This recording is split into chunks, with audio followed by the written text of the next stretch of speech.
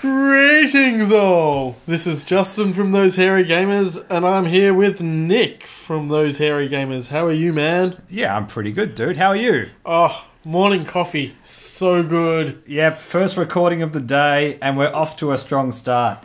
Now, last week we had a whole heap. So many pieces of news from FFG right before I basically had to start getting ready for PAX.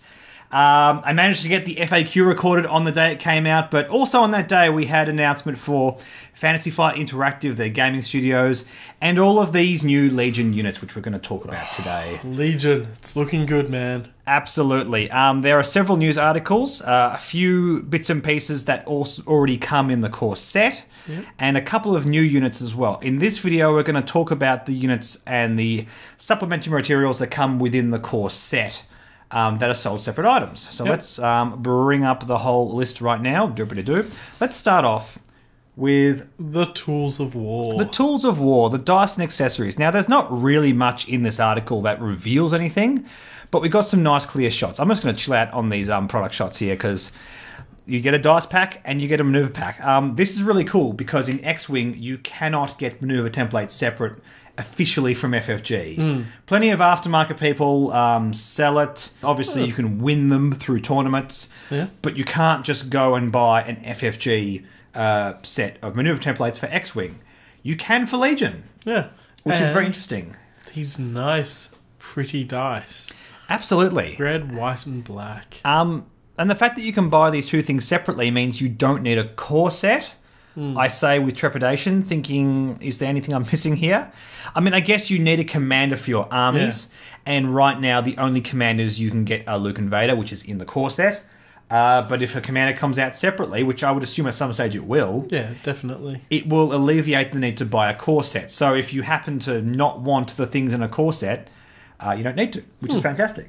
Let's have a look at some nice high-res photos of these items. Here we go, just chill out in this part of the screen. We were just talking before, I really like the look of these dice. They just look nice. Absolutely. And, like, you look at the X-Wing dice, which are green and red. Yeah, like a really bright, sort of stark green and red as well. These look nice and sophisticated, I must say. These are the fancy man's dice. You can't really tell because this is obviously a 3D render, but I'm guessing that these are going to be sort of divoted cuts where the paint is. Same as the X-Wing dice, so it won't be like casino grade levels of pure even odds amongst all faces. But actually, that's a fair. Ooh. But honestly, look, for the sake of a tabletop game, that's fine. I mean, I've done a few different dice rolling tests for various videos where I'm looking at odds, and the expected odds always comes out across a certain number of rolls anyway. It's not really a big deal. But I love that it's a nice sort of burgundy red, white and black. They just look a bit more sophisticated. I mean, I know we're talking about a game here, but I don't know. I look at these and I think they're just nice to look at. And just having them in your collection is a cool thing. I think these are going to be...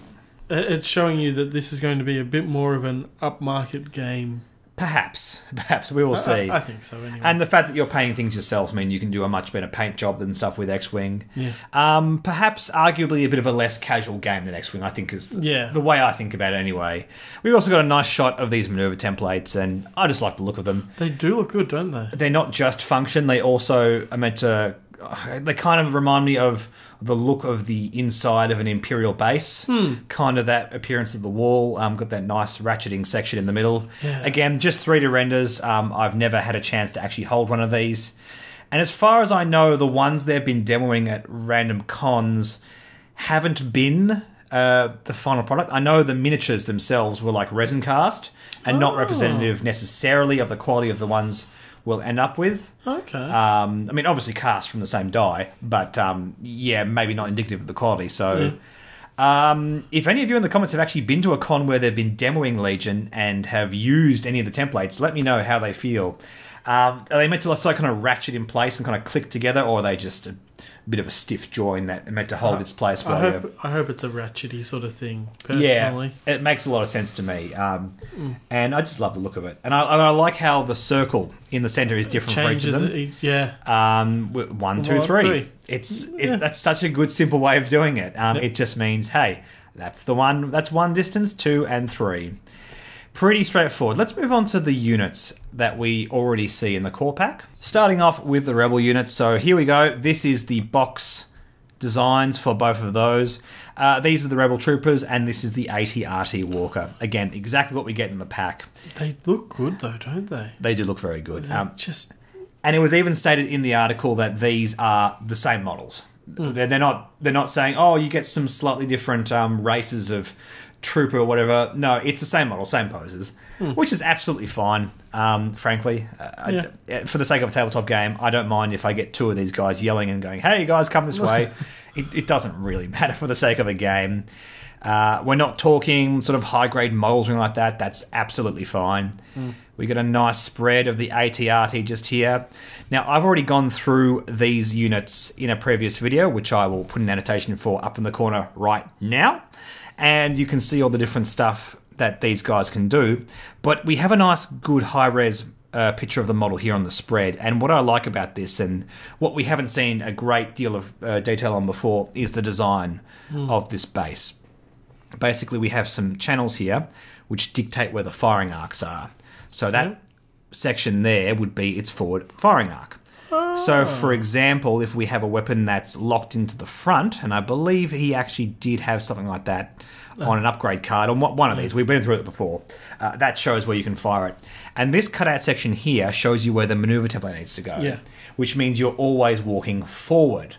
Obviously, with a trooper, that doesn't matter because they can just turn on a dime. They can turn on a needle point because they're people. They can just walk sideways all of a sudden. Vehicles have to turn around. Essentially, really? That's true. Oh wow! And it also brings up an interesting point of whether they can walk backwards. And I don't know if that's a function within the game yet. Ooh. But if there's a divot like this on the other side, that might be an idea. I mean, they're walkers. It would make sense if they could walk backwards. Apart from that, we have the spread for the Rebel Troopers. And again, these are the guys that you get in the core set. Nothing too crazy. And again, I've been through this unit card already. But we also have all these nice tokens for suppression fire, something to do with defense and that kind of stuff. These are all to do with the actions that you can take, which gives you offensive and defensive boosts, which is quite cool. We have here grappling hooks, which we actually got a nice high-res image of, which is quite nice. I just love the art on this. Yeah. To me, it reminds me very much of Mission Impossible. Mission Impossible. I was thinking like a SWAT team coming in through a top window, going go go go. I love the I love that it's stormtroopers. I love that it's like they're trying to capture a building. Yeah, they're trying to shake down some scummy people doing some drug deals or something. But Nick, scum isn't in the factions yet. Oh no, it is. It's rebels. Ask any Imperial player. Rebel and scum is basically the same thing. And it gains expert climber. Again, I've talked about this before, but basically there is a mechanic involving climbing where your troopers have to go up a certain distance, and if they do that, they must roll for damage. Expert climber means that's no longer an issue, which is quite interesting. We don't have proper details on climbing just yet. Look, I'm sure somewhere on Reddit somebody's been to the demos and like they've recorded all this kind of stuff. But officially from FFG, we don't have these rules just yet. And that's pretty much what we get in these packs. As far as the upgrade cards go, we do have a few extra weapons. We have what appears to be a thermal detonator, which is an attack at range 1 to something. I'm guessing you throw it with impact 1, which means impact means if you are fighting against something with armor, you can change X amount of hit results into crit results where X is your impact value. Oh, okay. You roll 2 hits against something with armor, you change one of those to a crit. Pretty straightforward. Makes sense. Thermal detonators. And impact does nothing against ground troops. It's only against things with armor. Okay. It's good. They need to differentiate those things in ways that just raw damage is not the only thing that's important. Yeah. It makes sense. Damage interacts differently with ground and bigger units. Now, obviously, in X-Wing, everything is a ship. In Legion, we have organic beings integrating with proper vehicles, like big shielded walkers and bikes and stuff. So, makes perfect sense. And we have a couple of new troopers, which is kind of interesting. And they have different kinds of attacks. Cool. This one, I would assume, is some kind of rocket trooper. Yeah, this one's the Gatling gun, which is this guy here. And this guy is... maybe that? Yeah, he's got... Yeah. I would assume that this is this guy with some kind of grenade launcher. It's got impact 1. It's got ion 1 as well. Now, as far as I know, we don't know what ion means, but it'll do something to do with the function of a vehicle or movement or blah, blah, blah. We know, but it'll be similar to what it does in X-Wing, which makes perfect sense. Let's just jump back up to the spread of the AT-RT and have a look what those things are. We have Comm Jammer, which we actually did get revealed, which I'll show you in the Stormtrooper pack. Yep. Long-range scanner, which allows you to assign orders from a further distance with your commander. Yep. And a couple of new weapons, which is quite cool. This is a 2 to 4, so this is like a long-range thing with impact 3. Ooh. Yeah, cool. Yeah. This is like a short-range blaster, 1 to something. It's a flamethrower. Oh, it is too. Well so spotted. It might just be a 1. Yeah, just for for close-range units. That's nasty. There's something blast. Yeah, okay. We don't know what those are yet, but very exciting. I like how these don't have a lot of upgrade cards. Right off the bat, that says to me that there's going to be less focus on having to buy everything to get upgrade cards. Yeah. That makes more sense in X-Wing. When we're talking about a more expensive game where you have to physically paint everything and there's a lot more work and money involved. Yeah. Well, I won't be painting them. You'll be painting them. Yeah, I know. But my point is... you want to have less focus on forcing your consumers to buy all the different packs because it's less realistic in this game. Definitely. So the fact that it seems like most of the upgrades which are applicable to these units are pretty much included in the unit packs. I mean, obviously as new stuff comes out, there'll be new upgrades and stuff like that, but hopefully they will be evenly distributed amongst the factions, and having to buy stuff from the faction that you don't play won't be too much of a factor. Yeah. Please, FFG, please don't do that to us in this game. Anyway, let's move on because we have some stormtroopers and bikes, and this is the stuff I'm hyped to play. Yeah. I think I want to play Imperial when it comes to Legend. You're joining the proper team. Joining the real team. Yeah. Everyone else is scum as far as we're concerned. But I personally love the aesthetic of speeder bikes and AT-STs. Stormtroopers as like this mono white army with just cool looking armor. Yeah. It just appeals to me. Yeah. As far as like ground troops go, I like Empire. I love, like when it comes to ships, I like the more like creative, like Scum type ships. Yeah. But when it comes to like ground battles, I love Empire tech. It's my jam. Yeah. For sure. Let's go down to the first spread here. We have the speeder bike. Again, I've already been through all these details. Head over to that video to have a look at that. And we have the long-range scanners, the long-range comlink, which allows commanders to issue orders from a further distance away. Yep. We also have the comms jammer, which we actually had revealed in this article. Let's bring it up now. Enemy units at range 1 cannot be issued orders unless they're issuing orders to themselves. Which makes sense. Yeah, a commander can't forget to issue orders to himself, which makes perfect sense. That's really cool. So within this pack, we have a unit which is very nimble, which can jet around the battlefield really effectively, and 2 pieces of tech. One which allows their orders to be more efficient, and one that allows the enemy orders to be less efficient. Yeah. So you've instantly got 2 ways to play this card. Absolutely. Also, notice here we can clearly see there is a divot in the back of this base. I was about to say, I see a divot there. Which is interesting. I can't imagine a speeder bike going backwards, at least not at full speed. So it would be interesting to see whether that's a thing, but there's clearly nothing on the card which allows for that. Again, look, guys, I know a lot of this stuff's been discussed for people that have gone to the demos and stuff like that. I've not gone to the demo sessions myself, so if you're one of those people, tell us in the comment section if we've missed something here. Is there a function to go backwards with speeder bikes? I would love to know. Also, one thing before we go into the next spread, it is worth noting that there are some face-down cards here, which means there could be more stuff that we're not seeing. Okay, moving on to Stormtroopers. Again, have a look at our unit rundown video to have a look at what this does. Precise 1 just makes their attacks more efficient, pretty straightforward, makes sense with Stormtroopers. We got those grappling hooks back again. We have all the minis that we get in the original pack. And we got a few different things. We have that thermal detonator once again. Impact 1, good for vehicles. And we got this. I'm going to zoom in on these things if my computer will allow. Here we go. This is some kind of rocket launcher. Fires range 2 to 4 and is impact 3. That's a very, very efficient rocket launcher, which is probably this guy here. In fact, does the barrel line up about the same? It looks pretty similar, doesn't it? I'd say it pretty much oh, yeah, there's the thing on the side. Yep, that's it. Yeah, that's the one. Essentially, this is going to be probably the most efficient way of taking out vehicles. Yeah. It's Empire. We can pretty much expect that. And we got a nice, big, long rifle, probably meant to be some kind of sniper function, but it has Impact 1. Which means it can be used against vehicles. So maybe it's meant to be like a one of those heavy sniper rifles. Yeah. Well, you can actually see... I reckon we can see the guy. Oh, it's this guy here there. for sure, yeah.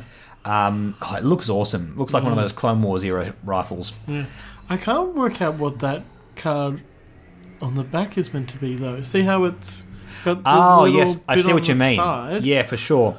So what we were saying before is that it probably is one of these cards that they've just flipped over. Yeah. But that symbol doesn't seem to correlate with anything. It could be this. It could be the trooper if he has like the gun out the side. But it doesn't quite look the same, does it? No. What does the Stormtrooper have? It's this. It's the unit card. That would be Extra Stormtrooper, which was a card that we have in the core pack. Yeah. It's already been revealed. So yes, I highly suspect that will be this Stormtrooper card here. And the cool thing about this is it would appear, from what we can see from these spreads, that these expansion packs pretty much include exactly what you get in a core pack. Well, they actually say in each of the... Yes, we get all the same minis. Yeah. I don't know if they clarify the upgrades, but it would definitely appear that is the case. Yeah. We don't have a spread from the core set, but from what we can see, it seems to be everything is the same. I hope that's the case.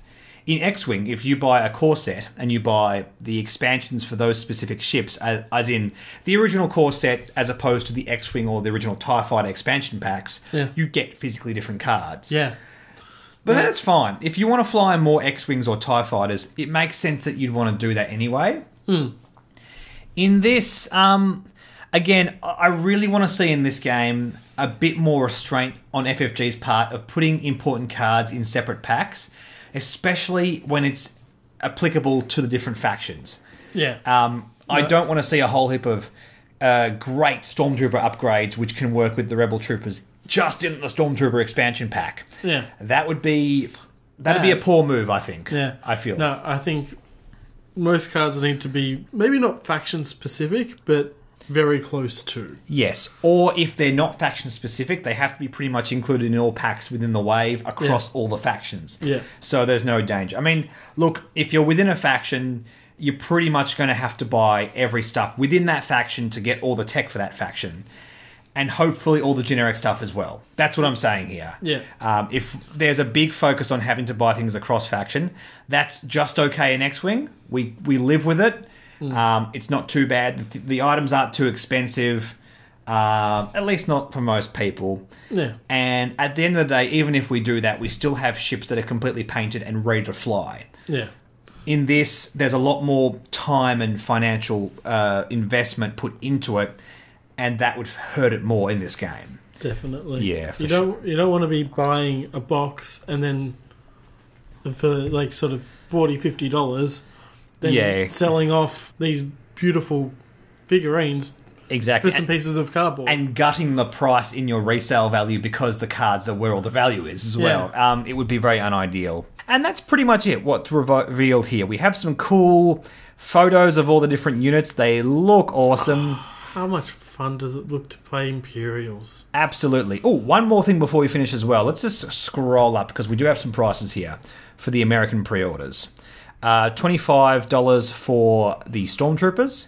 Yep. I'm guessing that's going to be sort of high point $40 for here in Australia. Yeah. I would assume roughly about. It's not quite twice is the way we worked it out. It's a bit under twice the raw dollar amount. The Australian dollar obviously worse than the American dollar, and we have to factor in shipping, blah, blah, blah. Our retail margins are higher. That's just how it is. Yeah.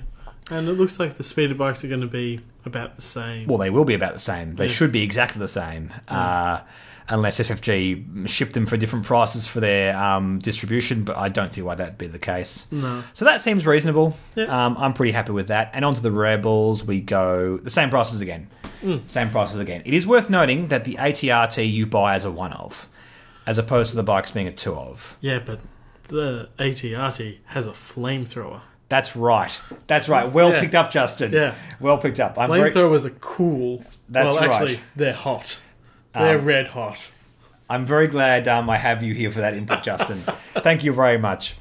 Anyway, guys, that's the items from the core set that are getting sold as separate items. Thanks for watching. Like and subscribe. Like our Facebook page, and we'll catch you later. Bye.